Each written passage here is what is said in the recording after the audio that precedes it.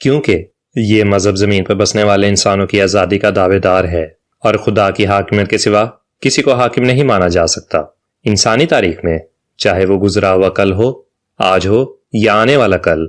ہمیشہ اس کو مختلف مشکلات کا سامنا کرنا پڑا ہے، جس میں مختلف عقائد، نظریات، طاقت اور سیاسی، سماجی، معاشی اور خاندانی بناوٹ بھی ایک رکاوٹ کا کام کرتے رہے ہیں۔ اس کے علاوہ مسخ شدہ عقائد اور توہمات بھی اس مذہب میں شامل ہو چکے ہیں، جو کہ لوگوں کے دلوں میں بڑی گہری جگہ بنا چکے ہیں۔ تبلیغ کے دوران جب عقائد و نظریات کا آمنا سامنا ہوتا ہے تو اس حائل رکاوٹوں کو حل کیا جا سکتا ہے۔ سیاسی طاقت میں نظریات کا باہمی تعلق، نسل، سماجی اور معاشی معاونت سب سے اہم ترین جز تسلیم کیا جاتا ہے۔ پس تبلیغ اور تحریک مجموعی طور پر انسانی حالت کا موازنہ کرتی ہیں۔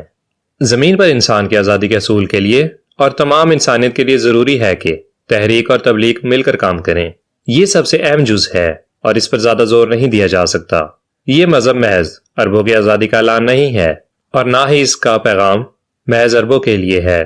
اس کا مخاطب پوری انسانیت ہے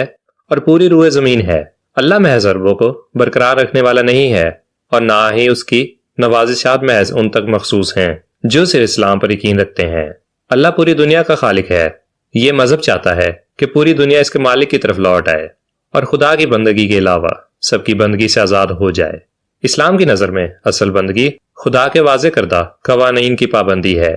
اور اسلام میں یہ پابندی محض خدا کی بندگی سے منسلک ہے، اور کوئی شخص جو خدا کے سوا کسی اور کی بندگی کی حقیقت کو تسلیم کرے وہ دائرہ اسلام سے خارج تصور کیا جائے گا، چاہے وہ اس دین کا پیروکار ہونے کا دعوے دار بھی ہو۔ پیغمبر آخر زمان نے یہ واضح کر دیا ہے کہ تابع داری اور عبادت کے لائق خدا کے سوا کوئی اور نہیں۔ اگر عبادت کے اس مطلب کو لیا جائے، جب یہودیوں اور عیسائیوں نے نافرمانی کی تو وہ خدا کے ساتھ کسی کو شریک ٹھہرانے کے گناہ کے مرتکب قرار پائے۔ امام ترمذی نے عدی بن حاتم کے موازنے سے بیان فرمایا ہے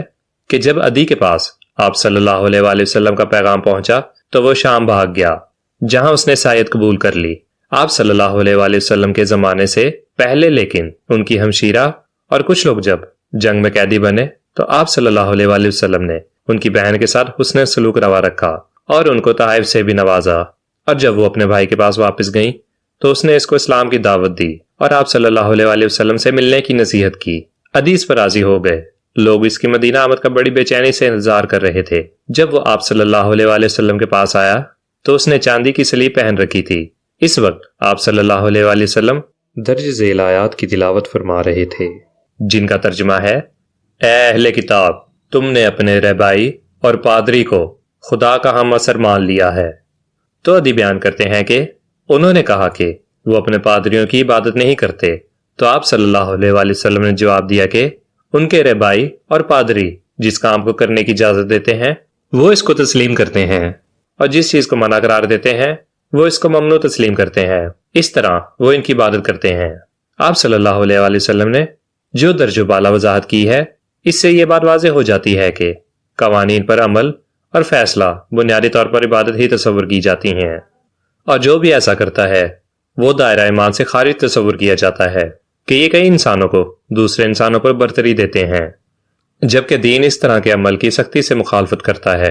اور یہ پیغام دیتا ہے کہ تمام لوگ خدا کی بندگی کے علاوہ کسی بھی شخص کی بندگی سے آزاد ہیں۔ اسلام میں آزادی اظہار رائے کو ہمیشہ ہی بہت اہمیت حاصل رہی ہے، اور ان تمام سیاسی قوتوں کے کلا کما کا سختی سے حکم ہے جو انسان کو انسان کے سامنے جھکنے پر مجبور کرتی ہیں اور خدا کے احکامات سے لا علم ہو کر ان پر حکومت کرتے ہیں، اور جو لوگوں کو ان نظریات کو تسلیم کرنے اور تبلیغ سے روکتے ہیں، جو ایسا کرنا چاہتے ہیں اور اس جابر طاقت کے خاتمے کے بعد چاہے وہ سیاسی ہو یا نسلی یا وہ نسلی تعصب پہ ہو، تو اسلام ایک نیا معاشرتی، معاشی اور سیاسی نظام دیتا ہے جس میں انسان کی آزادی کو عملی جامہ پہنایا جا سکتا ہے۔ اسلام اپنے عقائد کو جبراً کسی پر مسلط نہیں کرتا، لیکن اسلام محض اعتقاد کا نام بھی نہیں ہے، جیسا کہ ہم نے بیان کیا ہے کہ اسلام انسانوں کی بندگی سے آزادی کا دین ہے، جو کہ ہر اس حکومت کو تباہ کرنے کے حق میں ہے کہ جہاں انسان انسانوں پر حکومت کریں اور ایک انسان دوسرے انسان کی بندگی کرے۔ جب اسلام اس سیاسی دباؤ سے رہائی دیتا ہے اور ان کے سامنے ایک روحانی پیغام پیش کرتا ہے جو ان کی عقل کو دل فریب لگتا ہے، ان کو مکمل آزادی فراہم کرتا ہے، کیا آیا وہ اس کو تسلیم کرتے ہیں یا اس کی تردید کرتے ہیں، لیکن اس آزادی کا مطلب یہ بھی نہیں ہے کہ وہ اپنی خواہشات کو اپنا دیوتا بنا لیں یا پھر اپنے لیے کسی دوسرے انسان کی بندگی کو تسلیم کر لیں، جو کہ ایک انسان کو دوسرے انسان کا دیوتا مان لیں کہ دنیا میں جو بھی نظام قائم ہوا اس میں حاکمیت محض اللہ کی ہے اور سارے قوانین بھی ان کے لاگو کرتا ہے۔ اس بین الاقوامی نظام کے اندر ہر انسان آزاد ہے کہ وہ کسی بھی اعتقاد کو تسلیم کر سکتا ہے جس کو وہ سچ مچ مانتا ہے یا جس کو ماننا چاہتا ہے۔ صرف اس طریقے سے خدا کے دین کی تطہیر کی جا سکتی ہے۔ تو مذہب کا مطلب ہے کہ زندگی کیسے گزاری جائے۔ مذہب اعتقاد سے ایک بڑا لفظ ہے